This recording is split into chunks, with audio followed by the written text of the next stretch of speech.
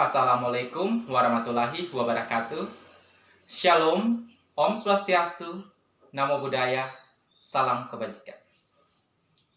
Yang terhormat Kepala UPT Perpustakaan Universitas Timor beserta jajarannya. Yang saya hormati Bapak Ibu Panitia Lomba Pidato Pelajar dan Mahasiswa CNTT. Yang saya kasihi teman-teman yang ikut berpartisipasi dalam Lomba Pidato Pelajar dan Mahasiswa CNTT. Perkenalkan, nama saya Hendrik Orimanu, mahasiswa Universitas Timor, Program Studi Pendidikan Bahasa Inggris.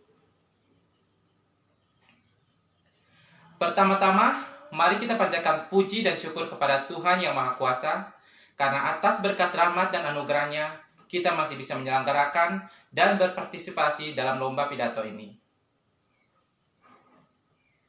Hadirin yang saya cintai, Indonesia telah dilanda pandemi COVID-19 sejak bulan Maret tahun 2020. Pandemi ini sangat berdampak terhadap banyak sektor, dan salah satunya adalah sektor pendidikan. Adanya kebijakan social distancing sebagai upaya untuk mengurangi penyebaran virus corona, sehingga memaksa Kementerian Pendidikan dan Kebudayaan harus membuat kebijakan belajar dari rumah.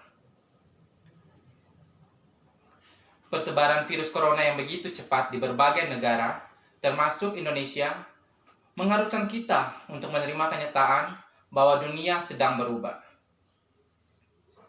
Kita bisa melihat bagaimana perubahan-perubahan dalam bidang politik, ekonomi, teknologi, hingga pendidikan di tengah krisis COVID-19. Perubahan itu membuat kita untuk mempelajari hal-hal baru, misalnya dalam bidang pendidikan.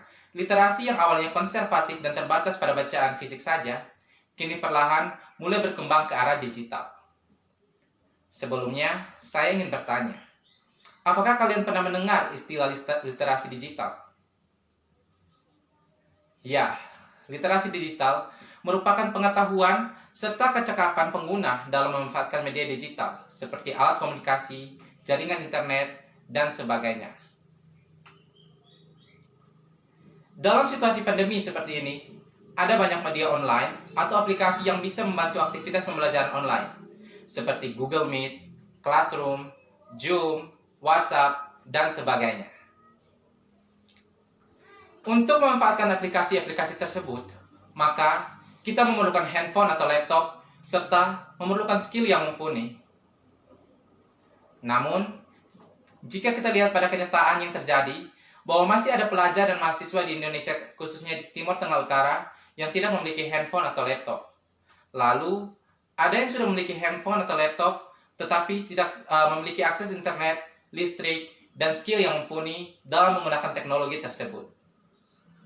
Sehingga, untuk meningkatkan literasi informasi berbasis teknologi dalam menunjang proses pembelajaran di masa pandemi, maka kita memerlukan beberapa strategi, yakni yang pertama, penyaluran listrik yang merata. Direktur Jenderal Ketenagalistrikan Kementerian ESDM, Rida Mulyana, mengatakan ada 542.124 rumah tangga di Indonesia belum teraliri listrik hingga kuartal pertama 2021. Sementara, jika dilihat dalam lingkungan yang lebih luas, terdapat sekitar 345 desa yang belum menikmati listrik. Untuk itu, penyaluran listrik yang merata sangat dibutuhkan untuk menunjang literasi informasi berbasis teknologi untuk menunjang pembelajaran di masa pandemi. Yang kedua, penyaluran akses internet. Kementerian Komunikasi dan Informatika mencatat ada sekitar 15% atau 20.000 dari total 83.000 desa di Indonesia belum mendapat akses internet yang layak. Untuk itu, penyaluran akses internet secara merata sangat diperlukan agar kita bisa meningkatkan literasi informasi berbasis teknologi dalam menunjang pembelajaran di masa pandemi. Yang ketiga, pengadaan handphone bagi pelajar yang kurang mampu. Harus diakui bahwa masih ada pelajar dan mahasiswa yang tidak memiliki handphone atau laptop karena faktor ekonomi keluarga yang kurang mampu.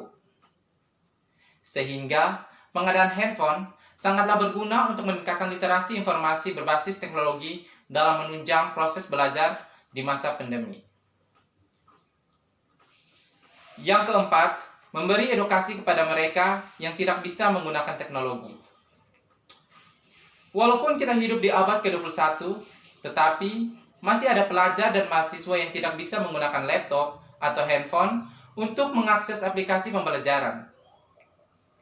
Sehingga, strategi edukasi juga sangat diperlukan seperti memberikan buku panduan menggunakan aplikasi atau membuat tutorial mendownload aplikasi dan sebagainya. Yang kelima, pengadaan buku online.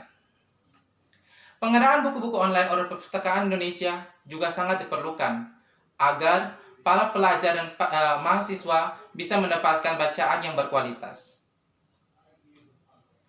Yang keenam, menyaring informasi yang diterima. Dengan adanya teknologi seperti ini, membuat banyak informasi tersebar dengan begitu cepat. Untuk itu, kita harus bisa memfilter informasi yang kita terima agar kita tidak menjadi korban hoax dan fake news yang bertebaran. Untuk itu, saya berharap agar strategi-strategi tersebut bisa terpenuhi agar kita bisa meningkatkan literasi informasi berbasis teknologi untuk menunjang proses belajar di masa pandemi. Ada sebuah quote dari seorang penulis dan futurolog Amerika seperti ini. The illiterate of 21st century will not be those who cannot read and write, but those who cannot learn, unlearn, and relearn. Yang artinya, yang buta huruf di abad ke-21 bukanlah mereka yang tidak bisa baca dan tulis, tetapi mereka yang tidak bisa belajar, melupakan, dan belajar kembali. Semoga kita terus belajar dan belajar. Pandemi bukanlah sebagai penghalang bagi kita untuk terus belajar.